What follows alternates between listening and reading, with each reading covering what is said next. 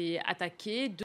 Les habitants de Bujumbura se mettent à l'abri. Plusieurs heures après les attaques sur 3 positions militaires, dont 2 dans la capitale, les tirs continuent. Toute la journée de vendredi, la Croix-Rouge tente de venir en aide aux blessés, sans succès.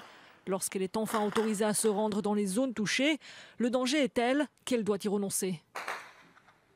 La Croix-Rouge burundaise nous a informé de différents quartiers dans lesquels se trouvent des blessés et des morts. On appelle bien sûr les autorités, mais bien sûr aussi les personnes impliquées dans cette violence, à permettre à la Croix-Rouge de pouvoir accéder à ces personnes, aux blessés et aux victimes, et de pouvoir leur prodiguer les premiers soins et, le cas échéant, les transporter dans les centres de soins les plus proches.